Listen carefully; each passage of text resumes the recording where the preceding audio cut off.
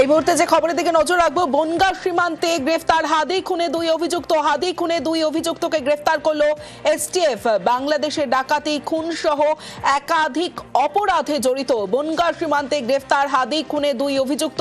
হাদি খুনে দুই অভিযুক্তকে গ্রেফতার করলো এসটিএফ। বাংলাদেশে ডাকাতি, খুন সহ একাধিক অপরাধে জড়িত। আরো বিস্তারিত জানাবে রওনাক রয়েছে আমার সঙ্গে। রওনাক, কিভাবে গ্রেফতার, কি জানা যাচ্ছে?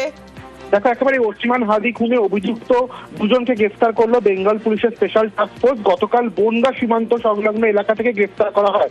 জানা যায় ওসমান হাদিকে খুন করে এই দুজন মেঘালয় সীমান্ত হয়ে ভারতে প্রবেশ করে এবং তারপরে ভারতের বিভিন্ন জায়গায় তারা থাকেন, ঘুরে দেখেন এবং পরবর্তীতে আবারও বাংলাদেশে ফেরার জন্য কিছুদিন আগেই বনগাঁ সীমান্তে আসে এবং বনগাঁ সীমান্ত দিয়েই তাদের পরিকল্পনা ছিল পুনরায় বাংলাদেশে ফেরার।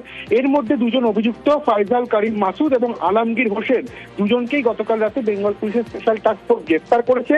তাদেরকে জিজ্ঞাসাবাদ করা হচ্ছে এবং ইতিমধ্যে স্পেশাল টাস্ক ফোর্সের তরফ থেকে বাংলাদেশের পুলিশের সঙ্গে যোগাযোগ করা হচ্ছে, কারণ গত এই কয়েক মাস ধরে তারা কোথায় কোথায় গেছিলেন, কিভাবে অবৈধভাবে মেঘালয় দিয়ে তারা ভারতে প্রবেশ করেছিলেন, গোটা বিষয়টি কিন্তু ইতিমধ্যে খতিয়ে দেখা হচ্ছে এসটিএফ এর তরফ থেকে।